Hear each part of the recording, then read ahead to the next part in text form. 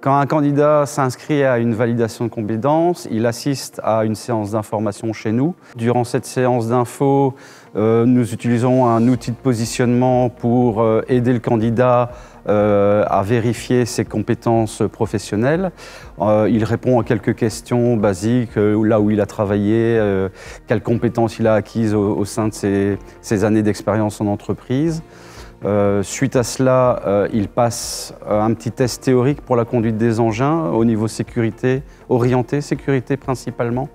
Et suite à ça, si le test théorique est concluant, la personne passe un petit testing aussi de conduite sur engin où l'évaluateur présent ce jour-là vérifie qu'il a bien effectivement des compétences au niveau de la conduite d'engin.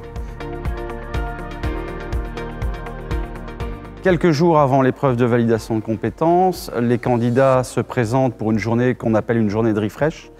Pendant cette journée, il y a des rappels qui sont faits au niveau sécurité et utilisation dans les règles de l'art et dans les règles de sécurité d'un engin de manutention.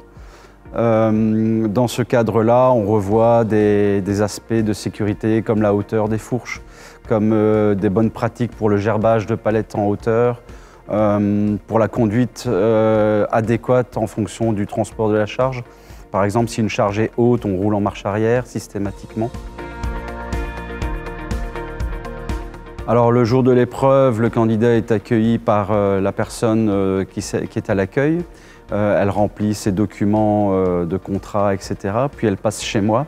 Elle fait connaissance avec l'observateur qui est quelqu'un du métier, qui vient vérifier que les principes de la validation de compétences sont respectés, aussi bien que pour l'évaluateur que pour le candidat. L'évaluateur et l'observateur complètent une grille d'évaluation. Cette grille d'évaluation, elle est basée sur des critères et des indicateurs. Les indicateurs pour une réussite doivent être OK. Certains peuvent être non OK, mais la majorité doivent être OK pour que le candidat puisse obtenir son titre de validation de compétences. Donc, connaître les différentes parties d'un chariot élévateur, ce qui est important lorsque le candidat doit effectuer une prise de poste. Qu'est-ce que c'est une prise de poste? C'est de vérifier chaque jour son chariot élévateur avant de l'utiliser. Donc le candidat, lui, doit effectuer, comme au travail, une vérification de son engin de manutention. Le candidat doit maîtriser parfaitement son engin, que ce soit en marche arrière ou en marche avant, toujours en respectant les règles de sécurité. Donc on doit veiller, nous, lors de l'épreuve, à ce qu'il réalise les tâches qu'on lui a données dans une consigne parfaitement, en respectant ces fameuses règles de sécurité. Donc pouvoir se manœuvrer dans un endroit où il n'y a pas forcément beaucoup de place, pouvoir se projeter dans une zone de travail avant même d'y aller pour effectuer parfaitement une manœuvre. Ça permet à un employeur, via le titre de compétence, de s'assurer qu'un candidat a toute la maîtrise et il connaît toutes les règles de sécurité pour la conduite des engins.